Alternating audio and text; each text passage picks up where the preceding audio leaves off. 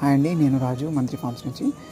ఈరోజు మనము ఎండ వేడి నుంచి పశువులను ఏ రకంగా రక్షించుకోవాలా అని మేము పాటించిన చిన్న చిట్కాని మీకు చూపించడం జరుగుతుంది. పూర్వం రోజుల్లో మనం పశువుల్ని ఈ ఎండ వేడిని తగలకుండా తాటి కమ్మలతో వేసే పాకల కింద కానీ, లేదంటే కొబ్బరి కమ్మల కింద వేసిన పాకలతో కానీ, పందిళ్ళ కింద కానీ, దట్టమైన చెట్ల కింద కానీ కట్టేవారు. సో ఈ రోజుల్లో మనకి ఆ పాకలను వేసే అంత నైపుణ్యం ఉన్న పనివాళ్ళు దొరకటం లేదు. అలాగే మనకి దట్టమైన చెట్లు ఎక్కడ లేవు.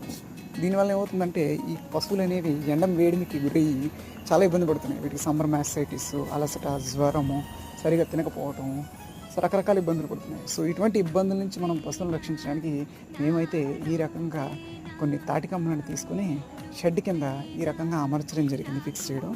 సో వీటి వల్ల ఏంటంటే ఎండ వేడి నుంచి కాస్త ఉపశమనం జరుగుతుంది పశువులకి. అలాగే ఇది కాకుండా మనకి జూట్ గోన్లు ఉంటాయి కదా, వాటిని కూడా మనం అమర్చవచ్చు. ఈ రకంగా చేయడం వల్ల పశువులను ఎండ వేడి నుంచి కాపాడుకోవచ్చు.